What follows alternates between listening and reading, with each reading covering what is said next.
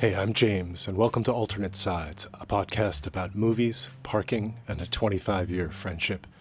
This week we're talking about Stephen Frears' Dangerous Liaisons, starring Glenn Close, John Malkovich, and Michelle Pfeiffer. It's a movie based on a play based on a novel made up of letters. Some loved this movie when it came out, but has it held up? Along the way, we also talk about our recent trip to the Village Vanguard, and about how artists sometimes become parodies of themselves. Here we go. All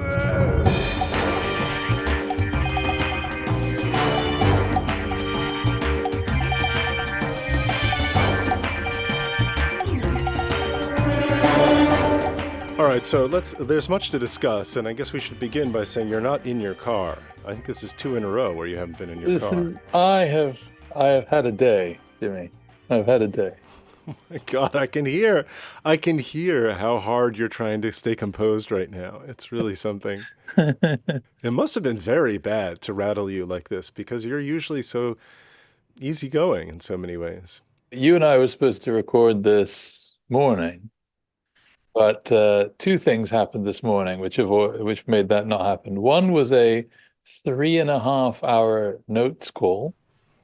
On a Sunday morning. On a Sunday morning. And the other was that I woke up feeling a little something in my tummy. And I got up and I went to the loo and I came back and I was like, no. And then I was like, oh, yeah, definitely going to vomit. Oh, geez. And I don't know about you, but I don't like vomiting. No. It's luckily been many years since I last did that. It's never pleasant. I'm not sure. It's something, I can't figure out what it was. But I don't know if it's a bug or if I ate something or whatever. Anyway. My recollection is that every time that I have vomited as an adult, while it's happening, I'm thinking, oh yeah, this is terrible. This is the worst. This is so terrible. Exactly. You're always in the middle of it going, oh God. I'll tell you. Surprised again by how terrible it is. I'll tell you the most I had that feeling. Years and years ago, we were about to fly to Seattle. 2 days, Wilder was about 2 or 3 years old, little. Like 48 hours before the flight, he gets some sort of stomach, like just shitting, puking. It's just coming out of all ends all the time. And I was like, oh God, we can't possibly get on a plane with this going on. And so we went into like hyperdrive of trying to like sort him out in these 24, 48 hours. Anyway, he was fine. A couple of hours into the flight, I started to feel like, oh no, I don't feel so good. I turned to Marge and I was like, not feeling great, actually. Oh, and weirdly, we had somehow managed to get upgraded. So it was not really like it was a dinky little plane, like an Alaska plane. And so it was still like 3 seats, but it was at the front. Right. It wasn't anything special, but we were at the like row 7 or 8 or whatever. And so halfway through this flight, I'm like, and I'm just like focusing on first, just basically trying not to go to the loo, essentially, not to crap myself. With about 20 minutes to go, we're coming into land.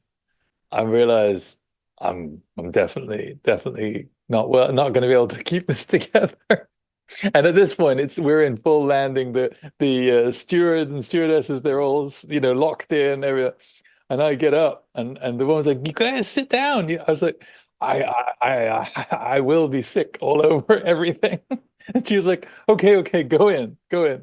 So I go in. We go into the toilet, and I'm like trying to figure out how to fit. How can I be sick in this place? Because it's so small. So in the end, what I have to do is I have to leave the door open. No. I get on my hands and knees. With my feet sticking out the back of the toilet into where first class, row 1, couldn't see me. And I would just have killed myself, I think. As I'm vomiting, as we hit the tarmac in Seattle, and I'm thinking, one day this is going to be funny. But right now, I can't No, no, yeah. imagine anything worse than what's going on. It was so awful. So, yeah, it hasn't been quite that bad today, but it's been pretty bad. Well, I'm glad you're feeling better. I am feeling a little better. Thank you. Anyway, how are you? Well, I'm going to open myself for ridicule, but I was playing Gloomhaven last night until nearly 1 a.m. Did you kill the orcs? Did you get them? You know what amazing? We started at 4, and it was like it took hours and hours, and then we failed. So then we had to do it all again. When you say we had to, like it didn't really That's happen. the rules, mate. Well, if you said let's just pretend we succeeded, let's all look the other way and let's pretend we won. They won't do that. You would, does that mean you would do that? No, I don't mind. I mean, in some grand scheme of thing, like it hardly matters, right? We're going to be doing this thing for a few years. Like the scenario to scenario is not the point. The point is to hang out and have some drinks and eat some whatever stuff I don't normally eat. And Sounds great. you, well, I feel like there's a little bit of follow up that we could do because since we last recorded one of these, we went to the Village Vanguard. Oh, I didn't get a ticket, by the way. You didn't get a ticket? What do you mean? Wasn't it last time that we were talking? I was risking it. Oh, you were taking the It chance. was Yeah, it you were was risking it. 18 That's right. degrees. I Yeah. told you no sane traffic warden would patrol the streets in 18-degree weather, and I was right. Huh. Okay. We went to the Village Vanguard. It was nice. It was great, and we had a nice time. I just want to mention it since that was a thing. It was. We sat a little too close to Tyshawn Sorry. I was able to touch the drum kit from my seat, which is pretty close. Which I'm sure he appreciated. But you were into it, and I felt self-conscious because we were so close at the front. This is very revealing and a little bit embarrassing, but This is what it was. This has ruined the whole thing for you. I know. we were You up at the couldn't front. get But the into problem it. is, you You were didn't even. so into it. I don't know if you had your edible and you had your beers or whatever, but you were jamming. You were like one of those guys in like when rock and roll first came on the scene, and you're at the front of the stage, like smashing yourself against it, and and I was like sitting there as though we were like in the opera or something, or I was. I'm an enthusiast. They want you to be into it. They want you on that wall. But I don't know if the people behind us or next to us want us to be into it. So it's just part of my self consciousness. Like I don't want to be the guy that everyone around us is going like, God, that guy. Yeah, okay, we get it. You're into it. Great. You don't have to be like slapping your thigh and snapping along the whole show, whatever. Just like enjoy the music. Is that what I was doing? Is that what you're saying? No, I wouldn't tell you even if you had. So what you're saying is you was thinking that about me. I was, Actually, you're like, I, oh God, this I guy. was thinking, I was at the front, but it was very nice. I'd like to try again sometime. The place is amazing. There's something about that room that's just, It's so unprepossessing in many ways, yeah. But to know that Bill Evans and yeah, Coltrane and Keith Jarrett and everyone else played there. everybody. And I love that they don't serve food. No goddamn steaks with your jazz. Yeah, the website says in their frequently asked questions, do you serve food? And it says, no, not even a peanut. I like that. That's good. I did see the Bad Plus once in a situation. Well, at the Blue Note, well, you don't have to eat, but I did go to a place where you had to eat. And so, like, in the middle of the third song, the Bad Plus, and also a small venue where I'm probably 15 feet from Dave King, like, in comes my, like, pork chop or whatever. So yeah, here's your bone marrow. No, this is not the time. Jesus. So then I feel guilty, like, with the clanking of, I'm trying to be so quiet and, like, eat. And yet, Awful. meanwhile, they're, Well, and how could you be eating a pork chop and really like yeah. listen? You're either eating a pork chop or you're listening to this. It's such an insult. I understand. I'm sure it's just a revenue thing. They can't make it work without having you pay an extra $50. But I'll have to ask Dave about that, whether he cares or even notices, or whether he just sees it as, like, it's part of the thing. well, I'm sure what they want is an engaged audience. And how engaged can you be is if all 100 of you are staring at your fucking, broccoli soup. Like it's just stupid. So we're here to talk about Dangerous Liaisons. Go on, say it. Les liaisons dangereuses, bien sûr. And The novel by, can you name the author? Name that author? Well, I can't name the French author, but it was a play by Christopher Hampton from the 70s, I think, maybe. The novel is by a great name. Chauderlot de Laclos is the name of the novelist. Very good. And it is, of course, an epistolary novel. Is that so? Tell me about it. An epistolary novel, meaning, of course, that it's a series of letters. It's only letters. So I studied French at university, and everyone who studies French, the first three novels that you used to have to read, everyone who came in, it was the same. It may still be the same. It had been for decades. I think it probably is the same. You were given three novels. The Princesse de Clèves, which is by Madame de Lafayette, which is I believe, 17th century, like maybe 16th, 17th, first novel in France, kind of. One of the first European novels. Obviously post Cervantes, but that's kind of a different thing. So like kind of foundational European novel. Then this novel, Dangerous Liaisons by Laclos, which is an epistolary novel. And then Adolphe by Constant, I think. And so you read this in your first term, you read these three books. And my tutor in this, Professor Mallinson, was like one of the world authorities on 18th century French literature.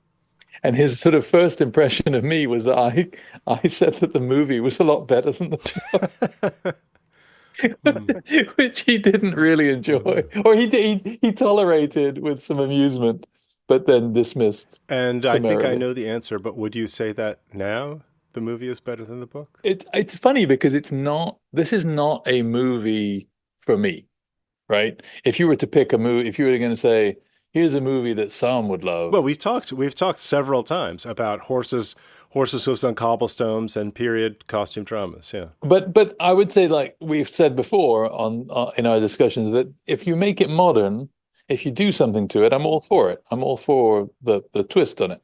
And I suppose this has a little bit of twists, mostly in terms of like the casting, right? Because otherwise it is fairly traditional. Well, let's do a quick recap. It's and you'll correct me if I'm wrong, but no, please, I'm excited to hear this recap. It's the late 18th century, and we're in the world of aristocracy, and it's sort of a weird, twisted love story in a way between the Glenn Close character and the John Malkovich character. And the way the Marquise de Merteuil and the Vicomte de Valmont. I'll do all the names. Please do. Yeah, I think everyone will really appreciate that. They goad and test and flirt with each other through the process of basically wooing and rejecting other people. With the real purpose of kind of ruining their reputations or ruining the reputations of their family. And like there's always a damaging aspect to their games. And there's a young Uma Thurman, there's a young Keanu Reeves, and very young Keanu Reeves. There's a bit of this and that, and a lot of. So it starts with Malkovich is trying to conquer the Michelle Pfeiffer character, Madame de Tourvel, who's known for her. Well, how would you say her moral rectitude? Exactly, very good. And so he set himself this goal of, can I make her fall in love with me? And then, of course, in the age-old twist, it seems that at the end he has fallen in love with her after all is said and done. And I think one of my favorite moment in the film, and one of the great acting moments, is where you're close on Glenn Close, and then Malkovich is kind of in the background, and he's telling her the story of what happened, and it becomes clear that he's actually in love with her, and it's just slowly her face as she realizes that he's actually fallen in love with her. It's just incredible transformation. She is amazing in this movie, right? Yeah. She is completely amazing. I think like the second half of the movie, where it really becomes them duking it out, war, between the two of them, is where the movie takes off, I think, for me. Because the first part is a lot of all the old tropes of letters being passed and handkerchiefs and candelabra and mirrors and the candle is so annoying. I don't enjoy that shit. The carriages. Fetch the doctor. Exactly. Oh God. The surgeon. Fetch the surgeon. Fetch the surgeon. Yeah. It's so that shit I could do without. But definitely by the end, where they're really going at it, and like inflicting wounds on one another. It Hmm. it gets very it's a very dark story, very cold, very dark. It's very cynical. Yes. I met Christopher Hampton in this that same arts festival in Marrakesh where I met everyone that was You famous. met the writer of The Passenger. That's right. That's right. But Hampton was there and he was really great. He was one of those guys that in a Q&A was gold. And you can tell like Glenn Close has so many great zingers in this movie. And I guess it was a play, right? I never saw the play. But the play in London had Alan Rickman, Juliet Stevenson, and Lindsay Duncan in these three. That would have been something to see. The young Rickman. We should talk about the tone of it because I found it quite overblown and a bit Hmm. histrionic in terms of, and I wondered whether it was partly because they were trying to get away from the play in the sense that like maybe so self-conscious about its origins as a play that they decided to make it very big. But the way that they make it big is in this kind of operatic way. Like the score is terribly overblown, I think. The score is a lot, yeah. The score is very bodice I ripping. wonder if you, yeah, if you did it now, you'd go a different direction probably with the music. Yeah. And we should also say that the film is designed by Molly's mentor, That's right, Stuart Craig, Stuart right? Craig. He won an Oscar for it. Yeah, I was going to say that I think that the obviously they didn't want to have the British cast because they were making a Hollywood movie, so they changed the three Mm. amazing British stage actors for, movie stars. But they did choose interestingly. These would not have been the typecast suggestions at all. Hmm. Like Malkovich as the great seducer is a very strange choice, but he somehow pulls it off. Yeah, this is what Molly was saying because she watched it with me. She's like, he's just so strange looking and so like not. He's so, yeah, He's like not really dashing, and yeah, no, but he's got that thing. He's yeah. got that I'm interesting thing. Malkovich was explained to me when I saw a recording of that True West that he did with Gary Sinise, Hmm. which you can see like on an old, it might be on YouTube or whatever, but like my uncle saw it at the Cherry Lane and he said it was one of the most scary moments he'd ever experienced in the theater. And if you watch that perform, Malkovich is like a tiger in Mm. that performance. He's so scary and just so dangerous. Like as soon as I saw it, I was like, oh, this is what all the fuss is about. It's like after a while, it's sort of like Christopher Walken. Like after a while, they become almost parodies of themselves. They do music videos, or like Malkovich did, being John Malkovich. Like they become this Right. thing, this element that is uniquely their own, but it's sort of they don't really put it in the service of movies any as much. But the early days when they're building it, like if you see Christopher Walken in The Deer Hunter, you're like, oh, I see. I see. That's what the fuss is about. And it's the same thing with Malkovich in True West. Like he's so electric in that Yeah. role Yeah. that you're like, yeah, okay. He can do whatever he wants after that. Like he's incredible. Molly and I were talking about this just yesterday, I think. And who was it about? It was about this notion of like the double edge of having so distinct a style. That Yeah. somebody like Philip Glass or somebody like David Lynch or somebody like eventually it becomes parodic. Eventually you kind of become Nicolas Cage. dip into self-parody. It's like yeah. Yeah. Speaking of True West, back in the year of our Lord 2000, I was lucky enough to see a production of True West in New York with Philip Seymour Hoffman and John C. Reilly. I saw that. Which way around did you see it? Phil Hoffman was the son of a bitch, and he was very scary at the end. I think that's how I saw it too. He was good. He was very good. Oh, I remember what it was that Molly and I were talking about. We were talking about the Coen brothers and how a Coen Brothers-y movie, because we went to go see the Ethan Coen movie, Driveway Dolls, which neither of us liked at all. And it did seem like someone trying to do a Coen Brothers movie and like falling flat. I happen to be a Coen brother. Well, that's the thing, it's like when you go to hear Philip Glass's new music, it sounds like somebody doing Philip Glass. You know what I mean? That's what I mean about having so distinct a style. Wes Anderson, for example, very easy to veer into parody. Yeah. But it's interesting thinking about this movie because I don't know that I could even tell you what a Stephen Frears movie would look like or what his style. He's interesting, right? Because he's done so many different movies, so many different genres of movies. Yeah. I feel like he's one of those guys who's very, very good at making movies. Like he's a craftsman, not like a gangster filmmaker or a whatever, or just a period piece guy. Like not at all. Yeah. And that's the thing. I guess the thing the worst period pieces are made by the people who always make period pieces. Think so? So the good ones are like Yorgos Lanthimos is one. The Favorite is a really interesting one because he's doing something completely different. It just happens to be set in that time. Or we talked about Barry Lyndon. Right. Like he could do whatever, but he's coming at it with such a force. Master and Commander, The Far Side of the World. Here we go again. Yeah, the votes. Yeah. Yeah. Exactly. I think you'd like that movie. Yeah. Okay, wow.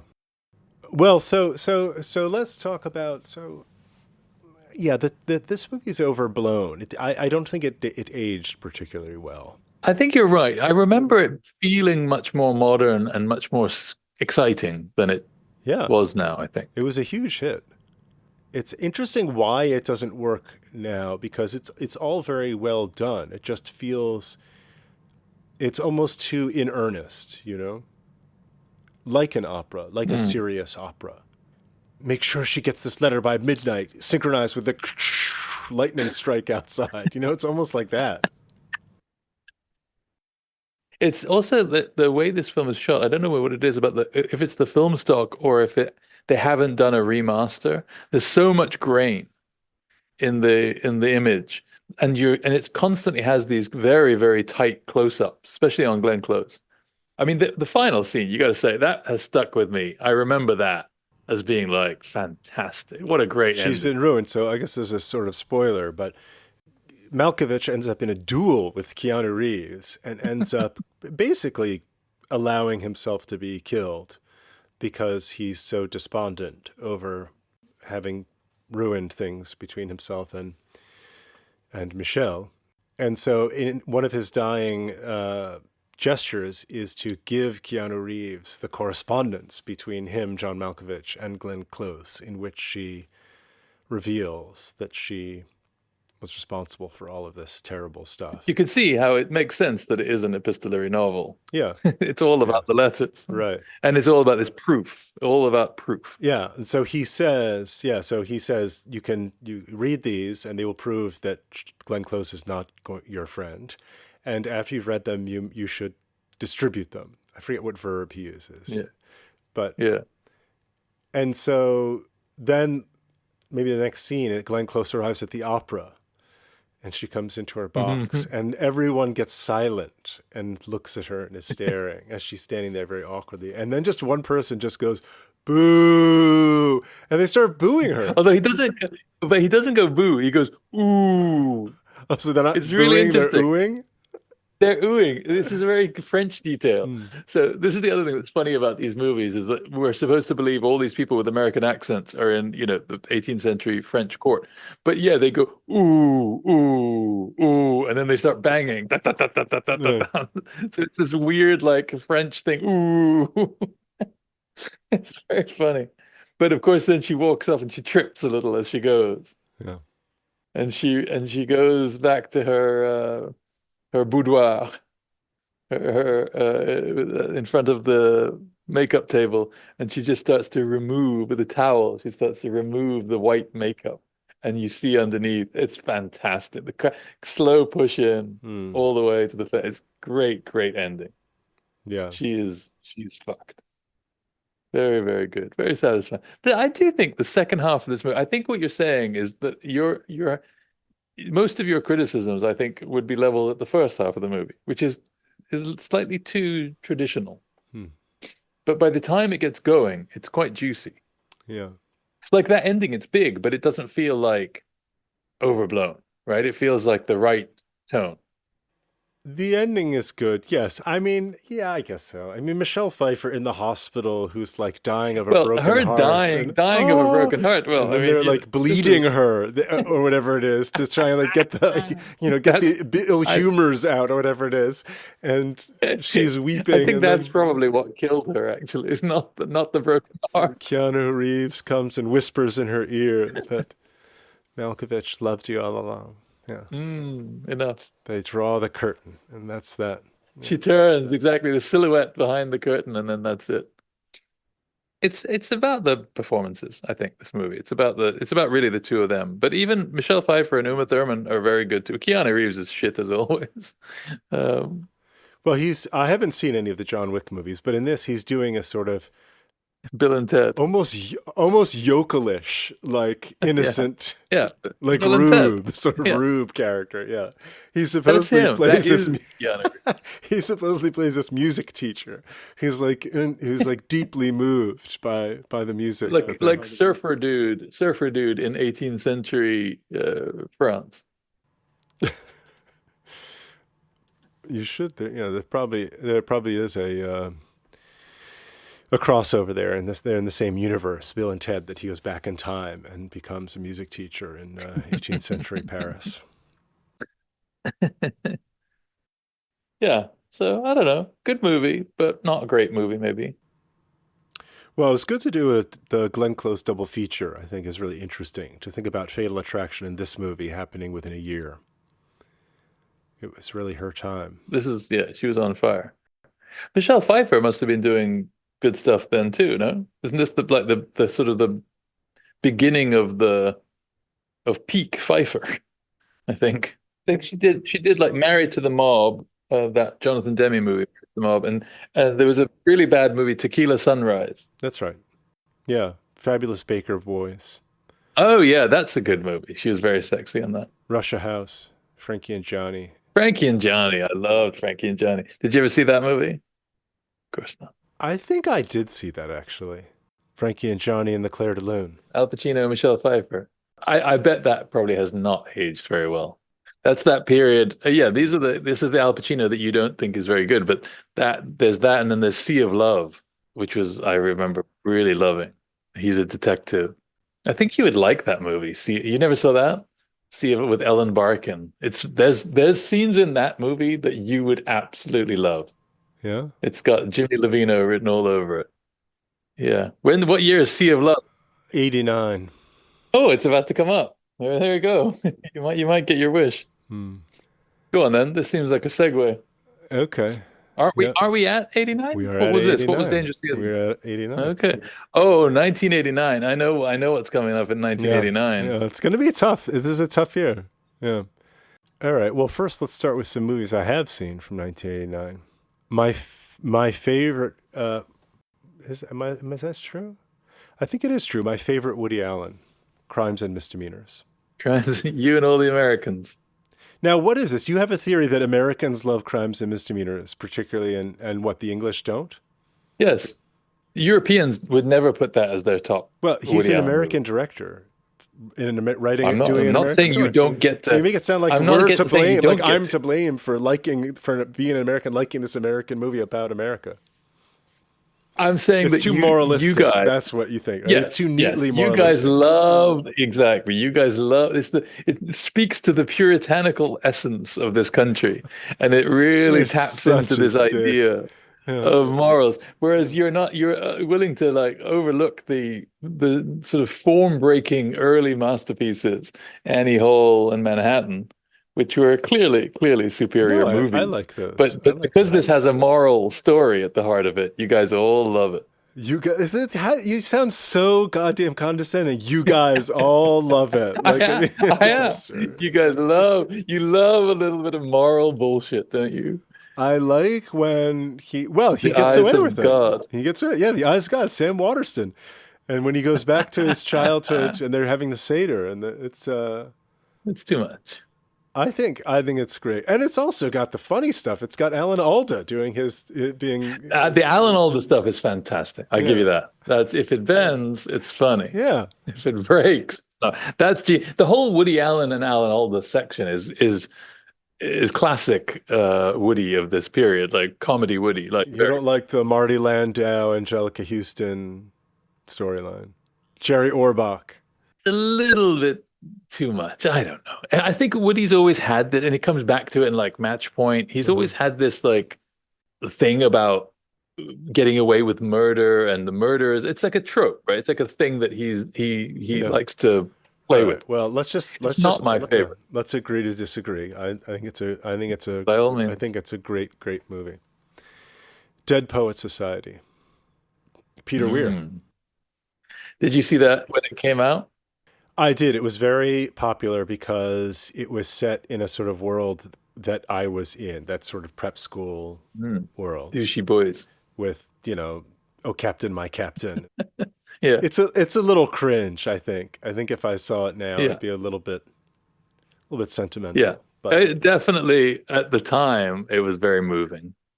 The Abyss, Oh yeah. Jim Cameron, which I think is the first probably 80% of that is a great movie, and then it kind of loses its way.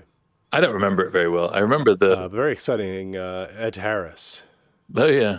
very good. What else is from that year? Some good comedies: When Harry Met Sally, Parenthood, Say Anything, Weekend at Bernie's, a favorite of me and my sisters. It's a great premise. Great premise. Yeah, yeah, yeah. A very influential film, Sex, Lies, and Videotape. Oh yeah. Yeah, so sort of the scene is the unofficial launching of the independent Wait, movies. so you did see that movie? I'm Yeah, impressed. so rude. Well, this whole podcast is That's about true. the I fact only that you saw have it because and had it. We had it when we were see? on cassette, and yeah, I had to watch it with him. It was too scary. Henry V, Ken Branagh's Henry V, which has got some Hmm. incredible sequences in it. Not bad for a first film. Well, that wasn't it. Was that his first? Yeah, and he stars in it. He's Hmm. like 25 or whatever he is in that. Yeah. Yeah, I got a soft spot for Ken Branagh. Okay, so finally, at long last, here are some movies from 1989 I have not seen. Starting with a real classic, Roadhouse, with Patrick Swayze. Didn't think you were gonna go there. Okay. Honey, I Shrunk the Kids. I tried to get Wilder to watch that recently. He turned it off after 20 minutes. He was like, "This is silly. What is this?" Hmm. I was like, "No, no, this is a classic." Yeah, this He was one of the didn't. top grossing movies of He 1989. had no zero patience for it. Field of Dreams. Never seen it. Wow. And you like baseball. Yeah, if you build it, they will come, apparently. That's right. James Earl Jones, Kevin Costner. Very sentimental. Hmm. Very I'd love to hear you sentimental. talk about that movie. God, Yeah. I can't stand it. The Cook, the Thief, his wife, and her lover. I love that movie. That was one of the that was a game changer for me. That movie totally blew my mind. I was unprepared. I'd never seen anything like it. Kudos to my parents for letting me watch it. I watched it with them. And what is this, 89? I was like Hmm. 14 years old. And it's cool. It's very racy. Helen Mirren has a lot of sex. And uh then there's some cannibalism. I mean, it really is like everything. But it's just not like any other movie. I was just like, what is this? So this is possible? It was one of those, like it made me like opened my eyes to what movies can be. Uncle Buck. From the sublime to the ridiculous. Uncle Buck was also one of my favorites. That's Hmm. so funny that you could have those two movies next to each other. And I love them both. Hmm. The unbreakable kind. John Candy. Yeah, I I have watched. seen that scene. That is funny. It's so good. Just perfection. His like everything about him and the way he does that. The unbreakable kind. It's just gold. Like you couldn't top that. It's the Yeah. ultimate delivery. Yeah. Yeah, he was so good. He He's was so great. sympathetic. Yeah. He's just such a lovable character. I told you, we watched Planes, Trains, and Automobiles with Yeah. Wilder. He did have time for that one, and he's just so great, John Candy. You just want to hug him. He's great. My Left Foot. You never seen that? That's the beginning of well, actually he'd done My Beautiful Laundrette, I guess, and stuff before that, but this is like the full Daniel Day-Lewis. All right, just a few left. Drugstore Cowboy, Oh yeah, Matt Dillon. Gus Van Sant. Hmm. I never loved that movie. I've never been a huge Gus Van Sant fan, Hmm. I have to say. Do the Right Thing. That's the one. There it is. That's the one. You've been building up to this for a long time. Hmm. 1989. And that's the movie where, when I first pitched you the idea of this podcast, what was about me having not seen Do the Right Thing. Yeah, crazy. The Killer, John Woo. Oh yeah. That's a whole other thing. Yeah, that's true. At the same time, man, this is like amazing. All of these came out in 89. That's nuts. I love that movie. Chow Yun-fat. Hmm. Driving Miss Daisy. Another so you can see Hollywood's making these very sentimental. What's going on in 89? Like end of the End of the Reagan era. Yeah, end of yeah, the 80s. it's funny. They're all so like treacly.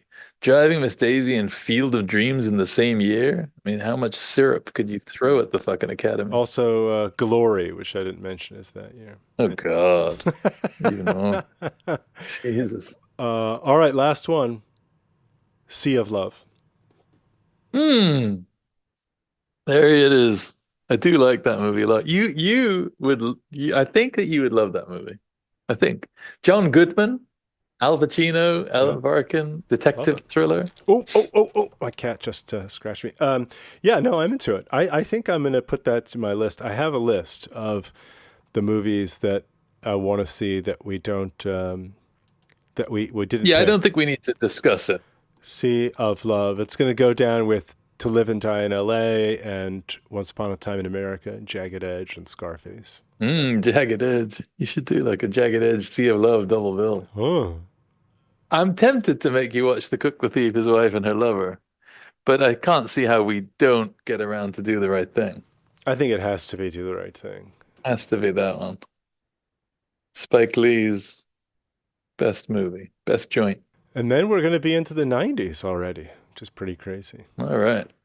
I wonder if it gets less surprising, less like, oh my God, I can't believe you've never seen that, the closer we get to the present day. I don't know. I think it depends on the movies. I wonder if this whole notion of the I can't believe you haven't seen that is kind of outdated, actually. A bit late for that. Well, this sort of idea of the You're having canon, second right? thoughts. No, just the You know what? idea Just that like skip it. Skip it. Let's just no, stop. I'm saying the idea that when we were children, there was a sort of monoculture, which obviously had its pros and cons. I'll put it that way. But there was a sense that like to be a middle or upper middle class person in America who had like gone to college, you would know who Arthur Miller Right. was. Crimes and Misdemeanors would be your favorite Woody Allen You're an movie. asshole. You would know who you would have heard of Haydn, even if you couldn't tell me much about Haydn's music or whatever it is, or you would have seen The Godfather, right? But I just don't Right. think I think that's less and less true now. I think the idea that there are these canonical works or that everyone should have seen, I Well, mean, that's like what we were saying at the beginning. Like we were taught like the first three books were the first three kind of pillars of the French novel. Like I can't maybe they've changed that, but I can't imagine that they have. yeah, I guess what I'm saying is, yeah, I don't think I think for 25-year-olds now, the idea of like, oh, I never actually saw whatever, pick a movie from Do the right thing. that's too old. But yeah, I guess so. Do the right thing. Yes, yeah, like Titanic, like a 25-year-old who's never seen Titanic. Does anyone care about that? I don't know. Maybe. I've never seen Titanic. Wow, we're definitely watching that. What is that? 96? I could not. We I are could not bring myself. absolutely watching that one. How can you not have Have you seen that? seen it? Oh, you've seen it. Oh, Yeah, I you've seen saw it it, in so the we theater. can't. It was Thank actually a very God. impactful Thank movie God. on Molly. I remember this very clearly that we came out, I may be butchering the story, but it was right around the time when she was becoming interested in production design, and we were living in New York, and I think it was this idea of like, I'll never get to work on a movie like that. If I could just like, it just seems so impossible, so great, so huge, so interesting, whatever. And then like 5 years later, she's basically working with like half of that art department on the Harry Potter movies. That's good. Yeah, no, we have to see it. It's James Cameron. I think that Titanic, my sense of it is that it's both a ridiculous, terrible, stupid movie and also a pretty jaw-dropping, amazing movie in one. Yeah, I just never had any desire to see it. It just seems so naff. Well, we'll see when we get there. I love it. It's like the love story, and then was it Billy Zane as like the cad who's like Just the bad like guy? every time it's been on, I've seen like a few. I'm like, this is the movie that everyone saw multiple times. It just seems so shit. King of the World. Oh God. Yeah, I've seen all the stuff, and then at the end, at the fucking door, whatever, life fine. This is rubbish. No, Oh, yeah. I don't want to see There's plenty of room for I him. don't have any. Plenty of room for him on that Yeah. door. Yeah, room for two. Yeah, no, I don't regret not having seen Titanic. Well, we'll at see. all, It's I don't coming think. up. I think it's 1996 or 1997. I think it's 1997. Yeah. Thank God I do the picking. No, you don't do the picking. We do it together. I wonder. Yeah, what well, else you've is- seen it, so that goes against the premise. It's not movies that I haven't seen. Yeah, but this is such a classic. I wonder what else is from Yeah, it doesn't matter. It 1997. doesn't matter. Ooh, there are actually some good ones I haven't seen as I scroll down 1997. Yeah, oh, thank goodness. Ooh, okay. Yeah, there are a couple of really good ones from 1997. All right, we'll get to All right. that. So I guess that's it. So we're going to watch Do the Right Thing at last, 30 years later. 35 years later. I hate to tell you. 35 years later. All right, next time I will be in my car, I promise. Sounds good. All right, cheers. So long, mate.